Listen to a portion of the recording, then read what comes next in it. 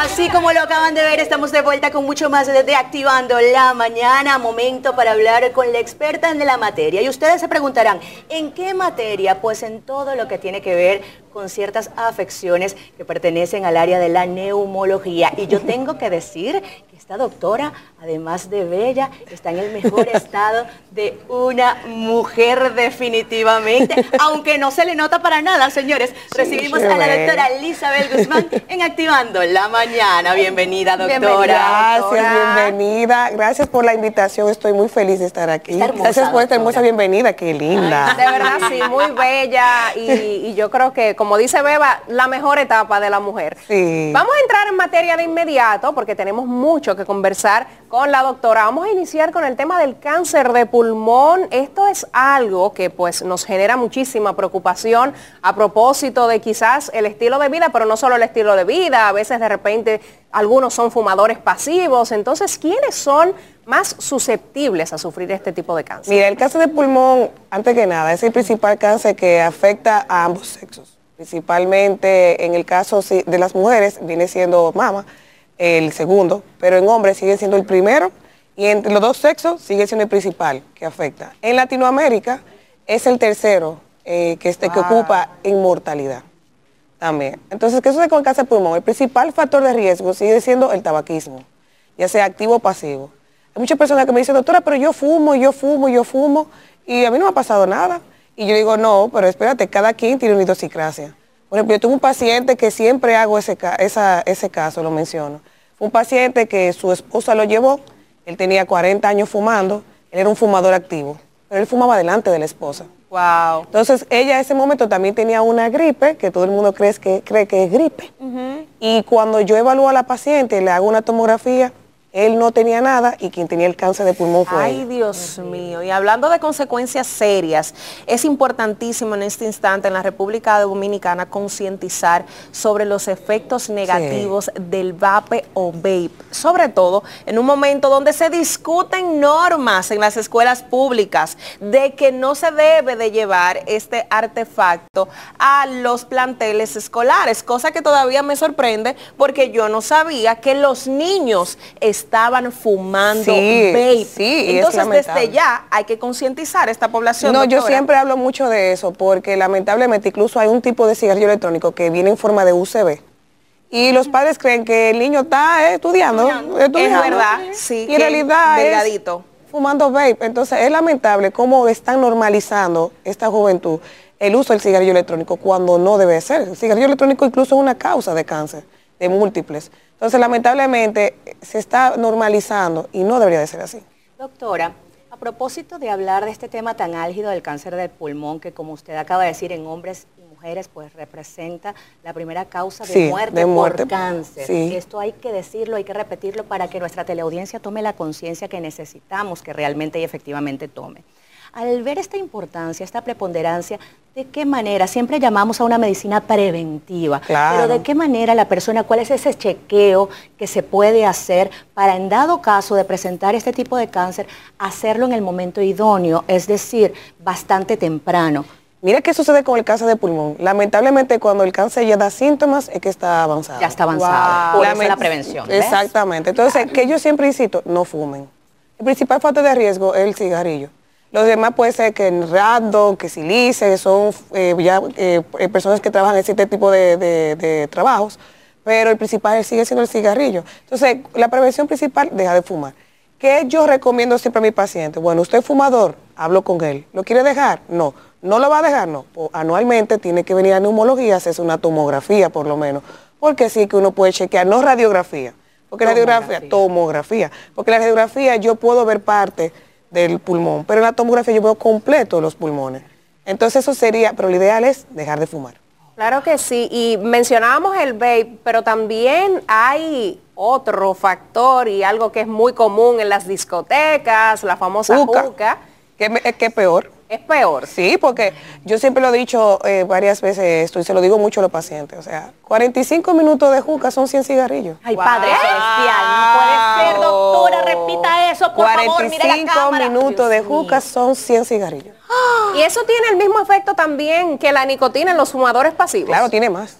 Y es verdad cuando se viraliza esas informaciones de que jóvenes fallecen luego del consumo de juca por un tiempo determinado. Sí, no, ¿Es cierto eso? Sí, es cierto. Incluso es lamentable porque cuando me ha tocado hablar de ese tema, siempre salen muchas personas que usan la juca, cigarrillo electrónico.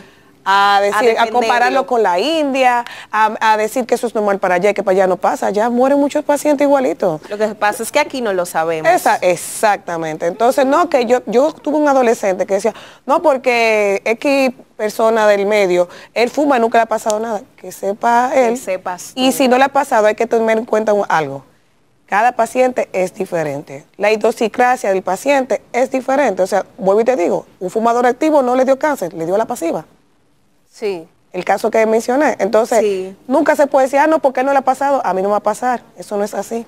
Ay, Dios mío, doctora, de verdad que eso que usted ha dicho me ha llamado la atención precisamente porque en estos centros nocturnos pues vemos a varias mesas que no debería de con ser la así. juca y todo el mundo respirando precisamente. Sí, porque eso es lo que nos alarma, que a veces de la mesa completa una sola persona está fumando y los demás son que fumadores. no debería de ser, no debería ser así. Eso se tiene que regular. Afecta, claro que sí, en realidad afecta a uno también. ¿Y ustedes han hecho algo como neumólogos, como una sociedad, para alertar sobre todo a las autoridades, al Estado, a que debería implementar una regulación? Porque no hay ninguna. Usted ve esos centros nocturnos y siempre hay personas con la juca. Si hace este daño, debería existir una regulación, porque vaya que, Dios mío, estamos hablando de los jóvenes sobre todo, que son los que más se hacen adictos a este tipo de implementos. Sí, nosotros siempre en Neumólogos hemos alertado sobre eso, incluso desde el inicio, porque cuando surgió el vape, o sea, el cigarrillo electrónico, quisieron normalizar de que no hacía efectos secundarios y que no hacía nada. Y nosotros fuimos los primeros que dijimos, no, sí hace efectos secundarios, sí hace muchas cosas.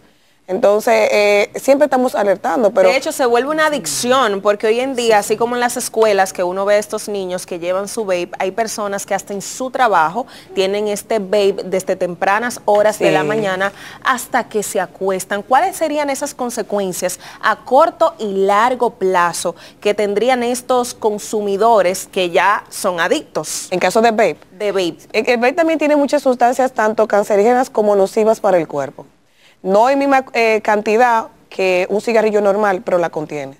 Yo siempre pongo el ejemplo que si uno usa cigarrillo convencional y el otro usa vape, a la larga no tengo una forma de cuantificar el cigarrillo convencional, el cigarrillo electrónico.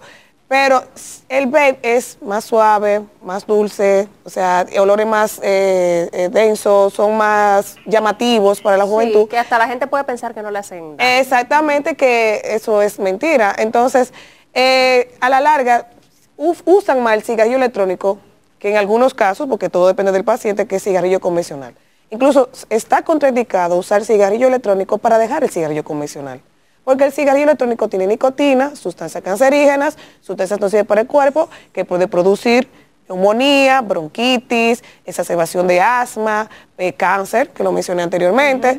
Entonces, no se debe de usar. Y estas personas que fuman puros tabacos, eso también... Sí, ahí voy con ese tema. Porque ellos dicen mucho, no, porque yo nada más inhalo y no llega a los pulmones, nada más se queda en la boca. Para una, porque tienen un filtro de ahí para acá. Exacto. Ellos piensan. Se queda con ese concepto y yo me quedo, no. Para usted poder inhalar obligatoriamente ese humo tiene que llegar a los pulmones. No hay una forma fisiológica de uno decir, no, nada más en la boca y ya. Que se quede la mayor parte o una parte en la boca, sí puede suceder, pero llega a los pulmones, o sea, eso no hay otra forma. Este tema está demasiado interesante, pero hay que cambiar a otro que está afectando a todos los que vivimos en la República Dominicana, y es el polvo de Sahara. Muchas personas con alergias, al igual que Violeta, que Gabriela, que padecen de estas, pues lamentablemente en estos días sufren mucho más. ¿Cuáles son las incidencias directas de manera negativa de este polvo sahariano hacia nosotros, los habitantes de la República Dominicana, y cómo prevenir? Claro, el polvo de Sahara, lo que sucede con él, que aparte ahí de ser... ejemplo, ahí el ejemplo del polvo, de los efectos del polvo desde que mencionamos el polvo, Violeta se puso malita. Señores, sí, lo que es la mente. Ella lo hizo para demostrarles. Un ejemplo vivo tenemos aquí de lo que el efecto que hace el polvo de Sahara. El polvo de Sahara, aparte de ser un polvo, el problema con el que arrastra muchos virus y bacterias. Exacto. Por eso vemos que los pacientes que son asmáticos se exacerban, o sea, hacen muchas crisis. También vemos que hay rinitis, bronquitis y neumonía, porque son muchos virus y bacterias que nos arropan.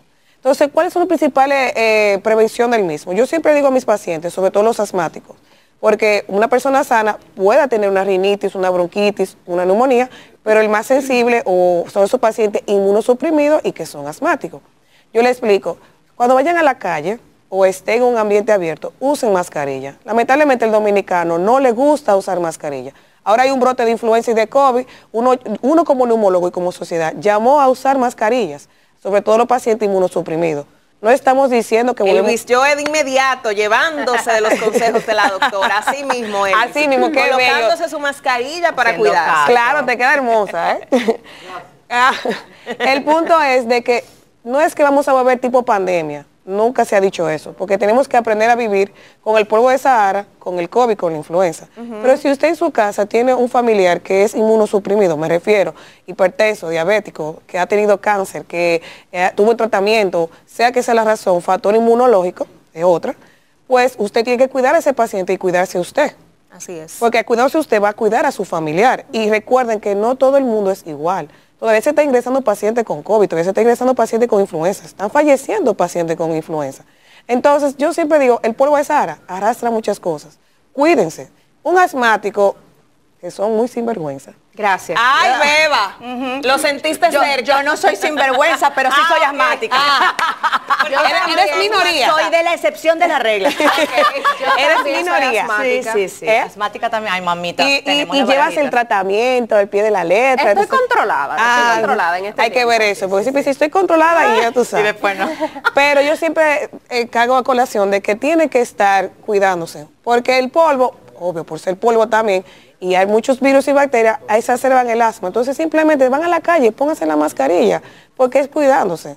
Ya están en su casa tranquilitos, lo mismo. O sea, no tienen que usarlo, pero es difícil. Sobre todo en lugares aglomerados, donde hay muchas personas, sí es lo Exactamente. recomendable. Ahora bien, doctora, nos hemos enfocado con respecto a polvo de Sahara en las personas con condiciones de salud preexistentes, como ya mencionamos, el asma en nuestro caso. Pero vamos a hablar también de esas personas envejecientes o de Claro. los niños, esos cuidados especiales Claro. también a propósito del polvo de Claro, Sahara. no, sobre todo los pacientes, cuando hablo de inmunosuprimido, hablo que por encima de 65 años ya no tenemos una defensa igual que uno de 30 o de 20 o un niño, obviamente, que está desarrollando su sistema inmunológico. Entonces, con más razón, con esos pacientes hay que tener más en cuenta. Sobre los niños, hacen muchas gripes a repetición, como refieren los padres, muchos procesos de neumónicos, de bronquitis. ¿Por qué? Porque están desarrollando la inmunidad. Entonces, con más razón, bueno, ustedes saben que un niño desde que entra al colegio, Se enferma. eso es, Sí, gripe sinónimo. va, Sí, gripe así es. viene, y es así. Entonces actualmente en muchas escuelas también, por el brote que hay, también los niños se están contagiando ahí. Pero gracias a Dios también a los niños siempre ha ido mejor que los adultos. Y si Sí, con- sí. Siempre. Ay, sí, siempre le va mejor, ¿cierto? Sí. Y doctora, quería aprovechar su presencia con respecto al sargazo. Estoy saliendo, hablamos ya de polvo de Sahara, hablamos de cáncer de pulmón, pero me parece importante porque está afectando nuestras playas, pero también está afectando nuestra salud. El sargazo es un ser vivo. Obviamente, mientras está en el mar, pues no produce lo que vemos que sí produce cuando ya está en la orilla, que se va lamentablemente pudriendo y despide un olor realmente desagradable, pero más allá del olor, yo estaba observando a un colega suyo haciendo un video para aclarar lo que despide a través de ese olor y alertando precisamente porque tiene que ver con sulfuro. Yo quería que usted hiciera un llamado, sobre todo a los niños que a veces están en la orilla y ven el sargazo como Ay, para jugar sí, con claro. eso, sin saber el daño que se están haciendo y los padres, tal vez por Pero- desconocimiento, les Exacto, permiten más que a que los jueguen niños a los con el padres. sargazo. Claro, más que a los niños a los padres, porque Claro. es que, ya se ha hecho una alerta sobre eso, se ha hablado sobre eso. Entonces, son niños. Claro. Más conocimiento a los padres de que actualmente, si se puede evitar, evítenlo. O sea, la playa es muy bueno para los pacientes asmáticos también, porque el aire está más puro, porque también la solución es salina, que los pacientes que sufren de sinusitis, de rinitis, pues descongestiona, porque es una solución salina. Pero a los niños sí tienen que cuidarlo. Entonces los padres, sí estamos en esta situación ahora. Doctora Guzmán, muchísimas gracias por acompañarnos, por arrojar tanta luz a la familia dominicana en un momento que verdaderamente lo necesita. Sí, sí.